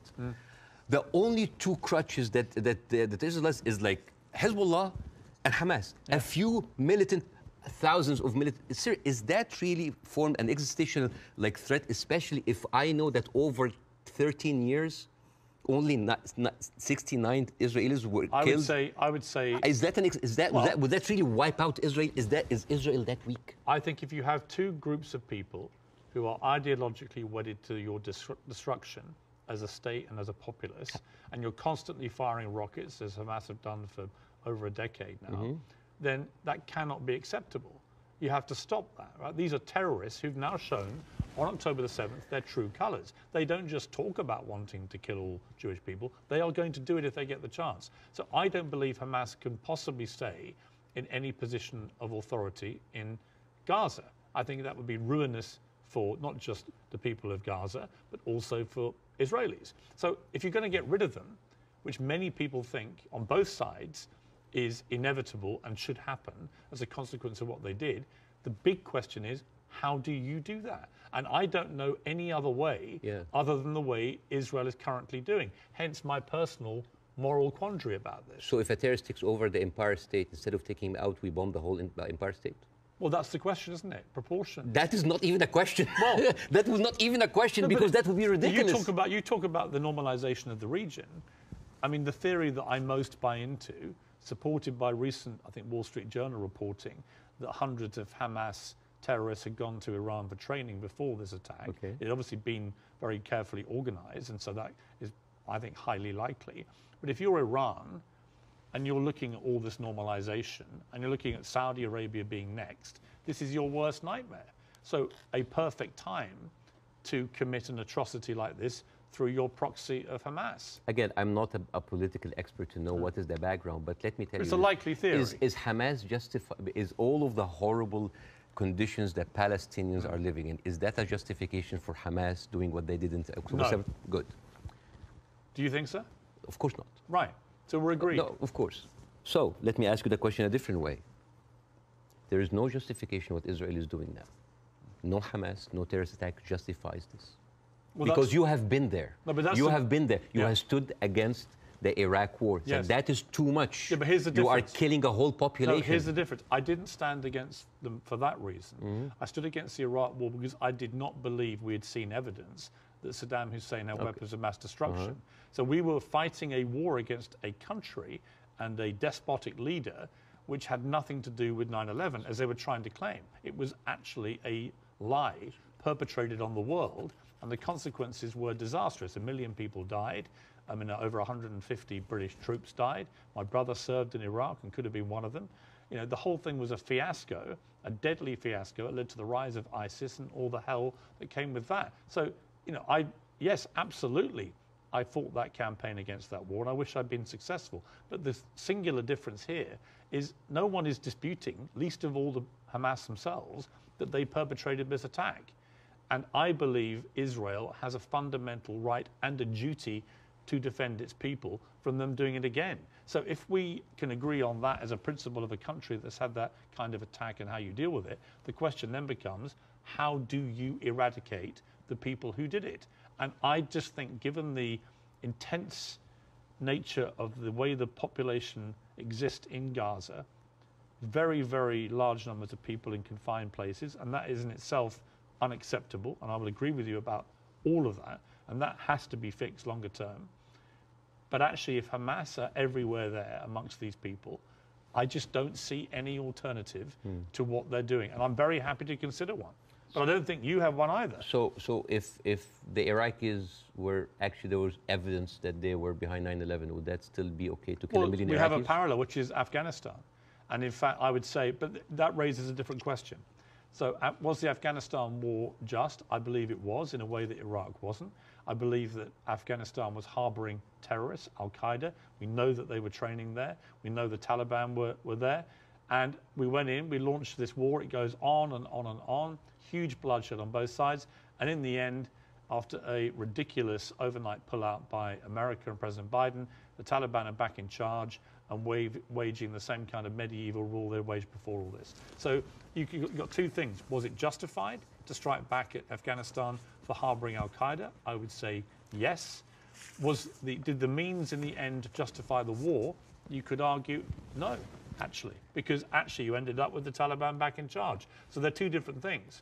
And it may well be here, by the way, as I've said, that if Israel pursues this ground invasion, it backfires horribly. It leads to a much wider conflict involving many other people, possibly including Iran directly. And it could be a horrendous escalation and a massive war raging through the whole region. And that is my fear about it. But I come back to the central point of justification, and I'm really struggling to see what else Israel is supposed to do to get rid of Hamas. And if you've got an alternative, let's hear it. I do. Piers, this is never about Hamas. Believe me, it is never about Hamas. If somebody tells you who they are, listen. Israel has been telling the world all the time, they need to clear the Gaza Strip into Egypt. You think that's always been the plan? Always there. I mean, they have said it. They have said it many times. Why does Egypt take them? And do you think when Egypt takes them, do you think they'll go back? No, never. And then when they're done with Gaza, they will go back to the West Bank. They will kind of like build the settlements around them, and then until they push them into Jordan, because that is the plan. They have talked, not just Benjamin Netanyahu, everybody said like, there's no state, two states. It is one state, and it's for the Jewish I don't people. think he believes in a two-state solution. Nobody believes in a two-state solution. It is one state. But nor do Hamas, obviously. And they're the ruling authority in Gaza. They don't. You see what you're comparing? It's a militant group. It's a small militant group. But they are Israel as a nation. They are the elected political leadership. They were elected in 2006, and 50% of the people in Gaza right now are under the age of 16. They were not even born. I understand. Yeah, like so. And the so thing. All right. So Bassem, let's agree about that. But that's the circle state. It's Hamas, I understand. It's a circular firing squad. Hamas. I know. But okay, let's move forward. Oh yes. Let's assume somehow we get to a place, possibly at the instigation of countries like Saudi Arabia and others getting directly involved, where you get to a place where Hamas are removed, and I don't quite see how that happens without enormous further bloodshed, but let's assume they get removed. Let's assume that Netanyahu is removed from office, which I think is highly likely just from the fury of his own people about what they see as the defensive and security failings, plus his attack on the Supreme Court already causing huge polarization. Let's assume we get new leadership in both places. Could there still be peace? Could there still be a two-state solution? No. It can never happen. No, because Israel have already shown it's not about Netanyahu. It is the policy of Israel not to give the Palestinians their seat. It has always been there. But what if you find leadership that understands? You will not. But why are you so... You will not. Why do you not think so? Because Israel has been... But they would say the same about the other side. And I remember... Who has the power? Let me give you a parallel. Obama in his book... Let me give you a parallel. Okay. Let me give you a parallel. Northern Ireland, okay? Northern Ireland appeared to be completely intractable, with the IRA and the loyalist paramilitaries trying to kill each other. In the IRA's case, trying to kill British people as well, because they did not want this to go the way that people wanted it to go. And ultimately, we got to peace because we found leaders who actually had the courage to get in the room with the people that were trying to kill them and to do a deal. I don't think you can do that with Hamas. I think they're on a different scale altogether to the IRA. But we did have a seemingly intractable place riddled with violence on both sides, and eventually we got peace. Do you not see there's any chance of doing that here? No, not with Israel. Obama, after he left office, he wrote in his book, the problem with the Palestinian-Israeli conflict is that one side is extremely powerful and one side is extremely weak. There is absolutely nothing to oblige that strong side to give anything. All over the years, Israel showed you many times that they are not interested in peace. Leave Gaza. Forget Hamas for a second. The West Bank. What have they been doing in the West Bank? The illegal settlements did not stop a single day. No, they no. are and it's completely wrong. Yeah, but the thing but is, it's wrong. I agree with you. But you see what they're doing in the West Bank right now? They are creating little Gazas. They are creating little Gazas. Yeah. And until they are like squeeze them. It's completely wrong. There is a hilarious documentary called The Wanted 18. It is like an Israeli-Palestinian co-production. And it tells about the incredible story about the residents of Beit Sahur. It's a Palestinian town next to the Nazareth. And they said they don't want to depend on the milk coming from the kibbutz. So they bought 18 cows. 18 cows. And they didn't know how to milk the cows or have a cow farm. So they were like engineers and doctors. So they sent people to kind of like to learn how to do the farm. So they bought the cows and they started to produce milk and they started to sell the milk to the villages. The Israeli authorities were not very comfortable. So one day the military government came in and was like, those cows, and I quote, constitutes an existential threat to the national security of the state of Israel. You need to get rid of them. And the movie goes about like the hilarious attempts of hiding those cows between the butchers and the houses. And in one scene, a cow is actually running and the Israeli soldiers are like running behind it and they corner it and they corner it and they're about to kill it. And you know what did the cow say? You didn't fall for this, cows don't speak. Yeah! But you know, it actually said something. You know what did it say? It said Hamas. But anyways. But you see, this is the ideology of the Israeli ruling party. They are not interested. They're not even allowing you to get your own cows.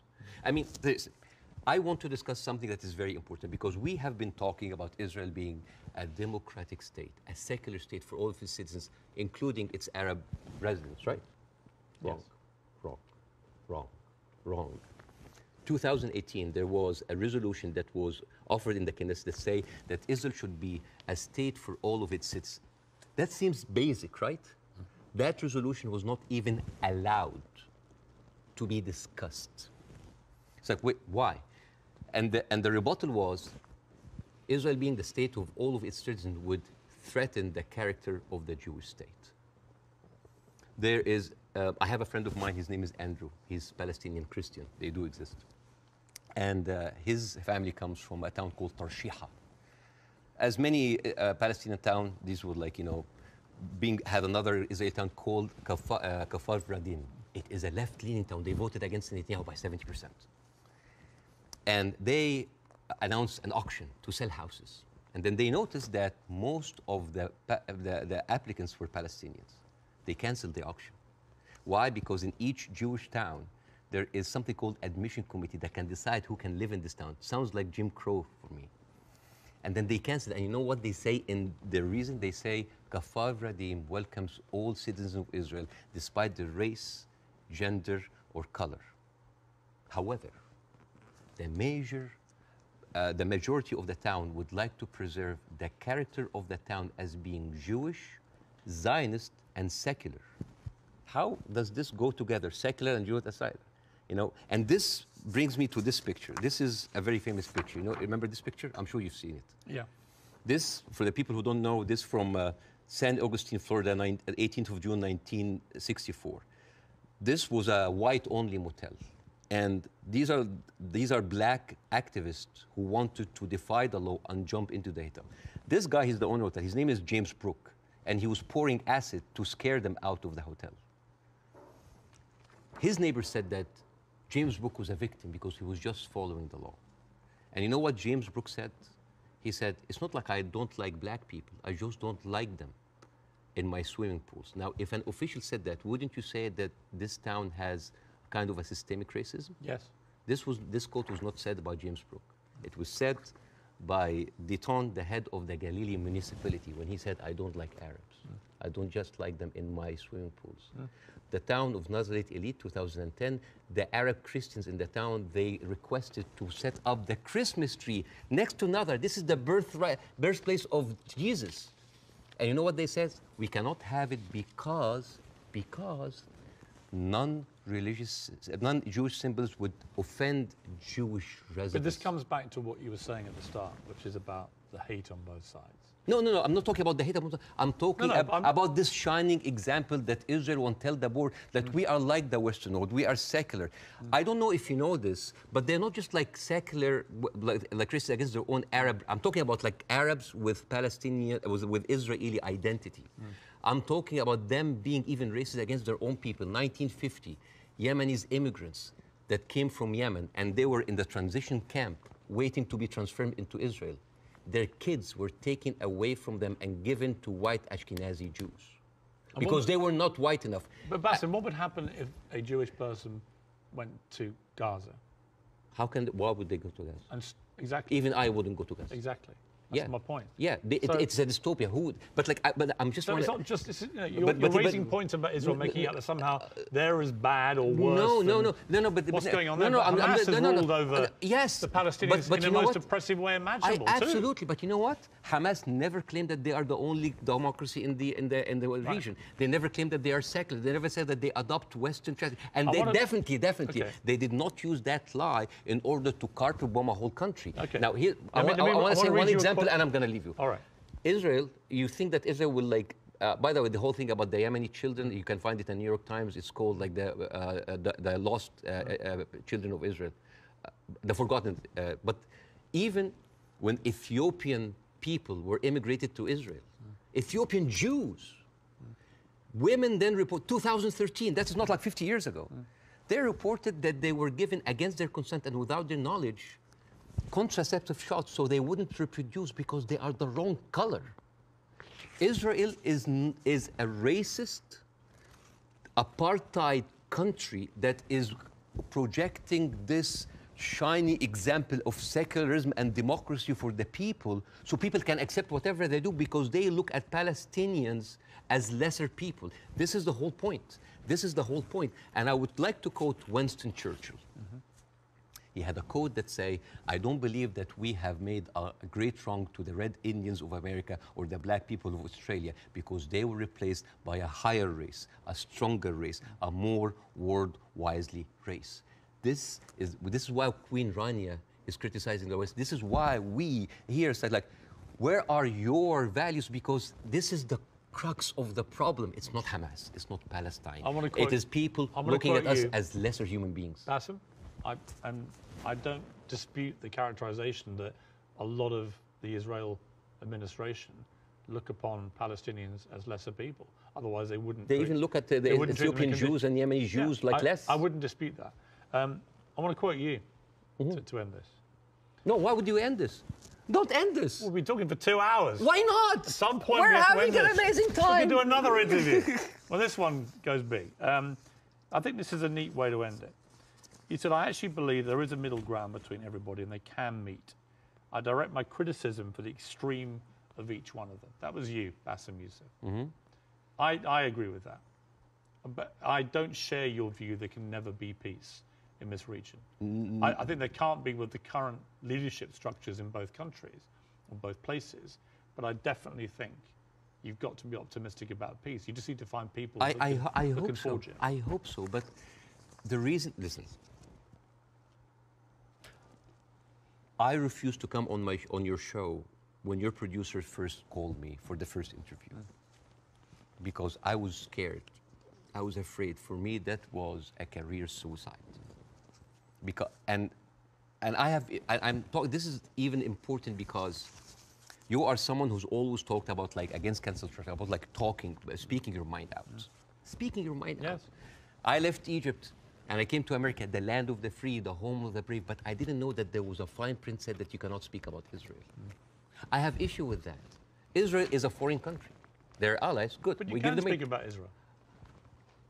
How many people lost their jobs? Even Bella Hadid. Bella Hadid, Bella, by the way, Bella she hasn't lost her job. No, but she talked about death threats. She's talking about like being silenced. Sure. By the way, Bella Hadid is with, she's Palestinian. And you know who else? Gigi Hadid, sisters. I love the Hadid. They are with us. Yeah. Anyway, so. I know them both, they're very nice. Yeah, but the thing is, if you are that high and you cannot speak about it, and it's not about, it's well, like. You can, you just have to have. Yeah.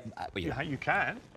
I mean, I've spoken out about these issues and you get shot at, not literally, but metaphorically all day long on social media. That shouldn't stop people from doing it. I'm just like wondering, as an American. You do? As an American, yeah. But like, I'm doing now because like the first interview went well. Right. I'm doing that because I want people to see that you can really speak up and not just get canceled, but get rewarded. My career is going fine. Yeah. It's great because I want people to have the courage. Why are there should be no limits? I'm kind of like so confused as an American citizen why every American presidential candidate have to go and kiss the hand and bend the knees to AIPAC. This is a lobby that works for a foreign country interest. Why don't we have like a lobby for Saudi Arabia? It is they're giving us more money. You know the great thing? You can say that here.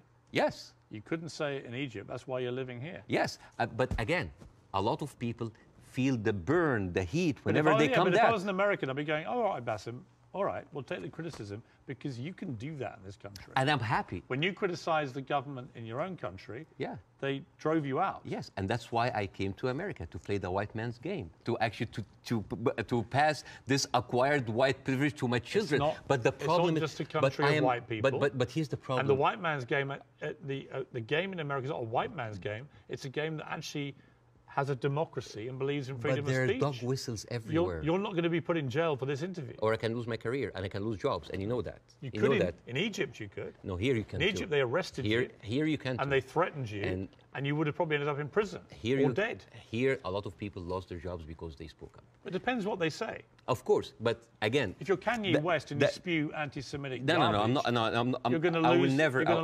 I will never adopt that kind of point of view. But the thing is, there is dog whistles everywhere. As I told you at the beginning, you cannot just say it's like anti-Semites. Like, I mean, now, how come that the Palestinian flag is outlawed? By the way, it's outlawed in Israel. If you raise the Palestinian, you go to jail. And now they're saying like the Palestinian flag is a pro-Hamas. No, it's not a pro-Hamas. You know, I was doing a comedy show in Arizona, and a guy was like wearing like a kufiyya, like a scarf, and I took it, and I'm not like in hyperbole and like wearing symbols, but I just took it because like, why are we gonna outlaw colors and flags? That is absurd. That is not right. I agree. I don't think you should, but you should certainly outlaw Hamas. They're already outlawed. I mean, I'm not supporting them. They're a terror group. Okay. But the people with the power, the people who supposedly have the... And you should, by the way, I will say this, you should be able to criticize the Israeli government without being accused of being anti-Semitic. But I have in this interview repeatedly, and I'm not anti-Semitic. I just have a problem with all of what the Israeli government's been doing. And I have a problem with how any criticism to Israel by some circles here are considered anti-Semite. This is not fair. But a lot of the people doing it are actually anti-Semitic. Yes, but also a lot of Zionists are against Israel, that they hate the Jews. You know, we've discussed that. I want to end on a happy. But before that, I want to just like say 2 words about the media, which is, please. Sure. Mr. Zomlot, the Palestinian ambassador that you have, this guy lost 6 members of his family in an Israeli strike. And when he went on like some British news thing, he sat down and the lady told him, it's like, we are very sorry for personal fun. I'm sure you don't condemn the killing of Israeli civilians. What? In the same moment. There's another girl like called Yara Eid. She was like on Sky News. And the girl was like crying, like, I lost 30 members of my family, 17 of them are children, I lost my best friend. And then, what did you think would happen forget about empathy. I think a lot of people... What about manners? Well, I think you have to start... I've said this repeatedly. You have to start from a place of humanity. You have to look at what happened on October the 7th and feel utterly outraged and disgusted for the loss of human life. Yeah. And you also have to feel that for what's happening in Gaza to innocent people. But and if you don't, if you can't feel both for both sets of people, both sets of innocent people being killed, if you can't feel a sense of despair and horror over their deaths, you don't have any humanity. Believe me, Pierce, it's not really about that. There's a deep sentiment in the Middle East, in Arabs, that the West do not look at us as equals. Well, you know what? So what I did, I went to the machines. Yeah. And I asked ChatGPT simple questions. Do Israelis deserve to be free? And you know what they tell me? Yes, Israelis deserve the right like any other people. And then I asked the same question, do Palestinians deserve to be free? And you know what they tell me? It is complex. It is a sensitive issue. Well, it's not complex. It's not sensitive. The Palestinian people should be free. Yeah, but and even the machines have... Let me finish. And they should have exactly the same rights to freedom and freedom of expression and a way to lead their lives and to water and to power and to internet that Israelis have and we have here in America and we have back in my home country of the UK. And I want that for the Palestinian people. We've got to end it there.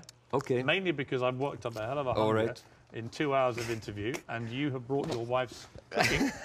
So tell me again how I do this. Okay, so basically... Take a piece of this, put it in the olive oil. Yes. Which is from the West Bank. Yeah, from the West Bank. And then a little bit of this. Yes. Like that? Yes, yes. This is like amazing oil coming from the olive tree. This has come from the West Bank. Since 1967, Israel have actually uprooted 800,000 olive trees, just to...